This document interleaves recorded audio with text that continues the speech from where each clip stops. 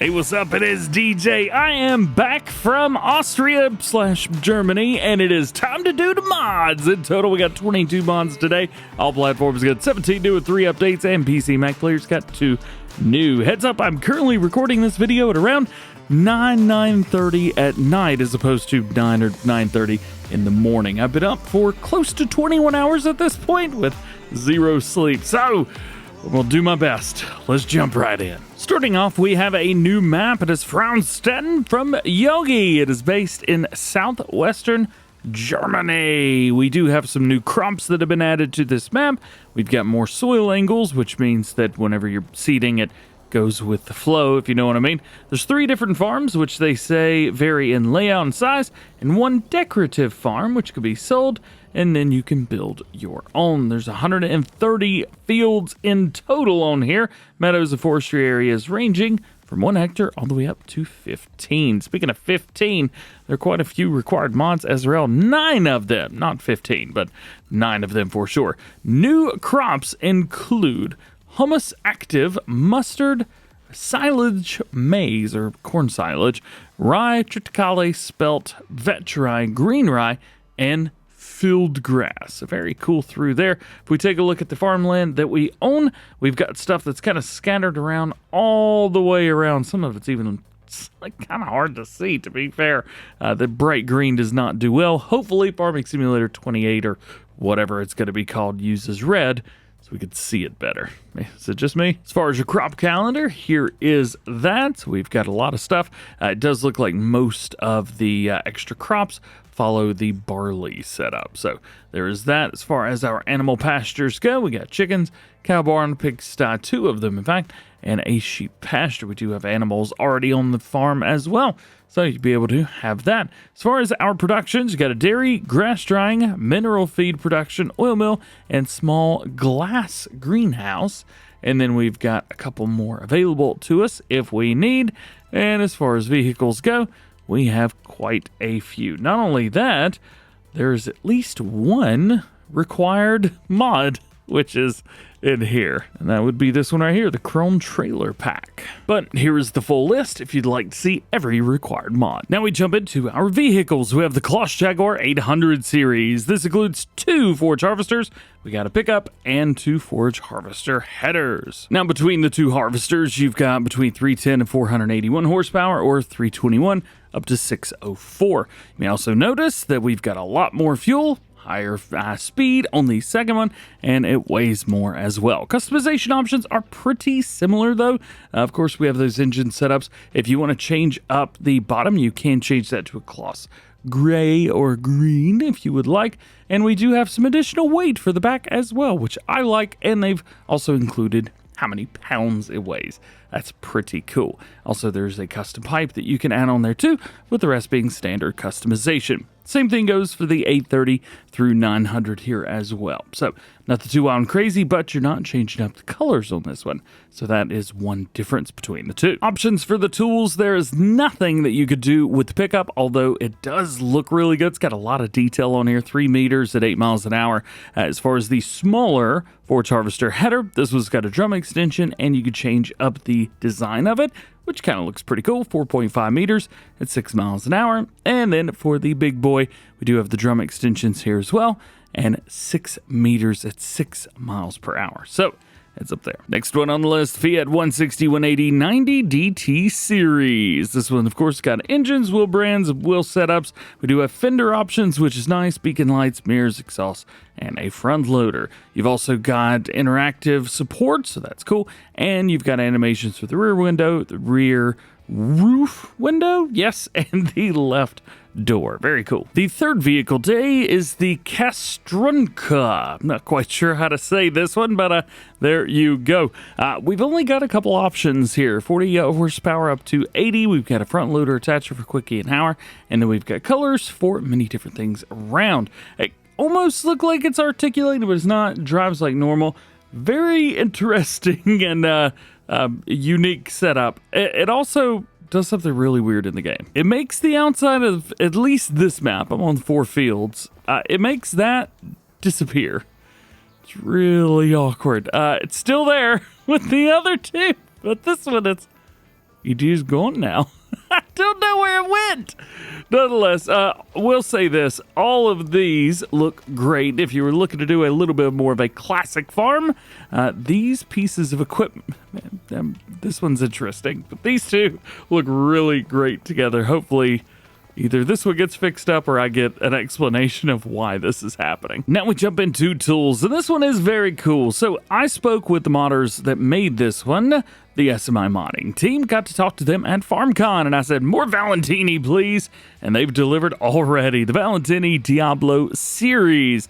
This is a power harrow, 4 meters, 140 horsepower required at 5 miles an hour. You got a spike roller on the back, as well as a spiral and a packer roller. Track brake and anchors round towards the front. We do have those, which is very nice to see. And you can go 5 meters as well if you want to extend that a little bit. Horsepower goes up to 160. However, the speed remains the same. Not very often we get a belt system, but here we are. We got an auger, the Lizard GA18. It is from JD Modding, and this, well, of course, is in the John Deere colors, although you can change it to whatever you want. You don't have to have it like this. If you like front loaders, but maybe you want something a little bit different, maybe this pack is for you, the Hauer XB Pack. This one includes 2 front loaders. We got one about 180 horsepower required, and a smaller one, 120 horsepower required. Both of these have connectors of 2 and 4, so you are able to change up the amount of connectors that are required for it. Down there at the bottom is where you're going to see that change. Now the next one is technically a placeable, and so is everything else that we're going to talk about. However, it does have some mods in it, so I wanted to talk about that. This is the Lizard Bulk Liquid Silo and Trailer Pack. It includes a silo which holds all the things, and then it's got a modded MKS 8 and 32, as well as a crampy ram body, the AS750. So first off, we could talk about the trailers because it's quick and easy. With these, we have 11,000 liters and 43,000 liters capacity each. That is up from 8,000, of course, and 32,000. Yes, it holds goat milk. I know that's important these days. You've also got ADR placards on the back, which can be changed up. Although I will say they're a little bit blurry, at least in my game. Lizard brand, you got with and without. Lizard, we know liquids. And then you have a main color setup, all of the colors, as a matter of fact, and then rim colors, which you've got the 4 that I think matter the most. And then you've got this one, basically exactly the same with that one. But you can change up, well, those placards are the same. Never mind. You've also got this guy, a very, very cool crampy trailer. Loving this one. You do have the extension on there, yes or no. It has been modified to also hold loose cotton. Now, I don't know if all trailers will hold loose cotton or not, but they mentioned it, so I wanted to make sure that I mentioned it as well. And here's the silo that comes with it, 986,000 liter capacity, and it has all the stuff all the way around it. There you go.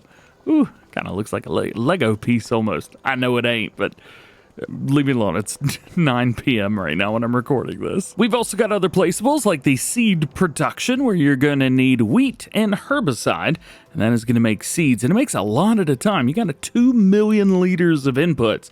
This may be a great place to make your own seeds. Would be cool if they used a couple of other crops as well, since it holds so much. It does seem a bit unrealistic. Hey, let's keep that going. Super helpful. We've also got the hotel from Omatana, who also made this map that we are playing on currently. As far as I know, there is no interior with this, but there are a couple different versions that you could do. Number one, we have a sell point. So, of course, that's going to be found in sell points. But there's another one that is found in placeables and others right here. And this one can be, well, an income. So you can either add 50,000, 100,000, or $200,000 incomes to this, which is very, very nice. However, daily upkeep still stays the same at $5 a day. Next one, the Cow Barn Dairy Production from Biggins. So this one is pretty neat. Not only is it a cow barn that holds 250 animals, which you can expand, and you can build meadow grass, so that is nice, but also it is a production. It is its own dairy production right here. We can take a look at that, and we've got all of the stuff you would normally see.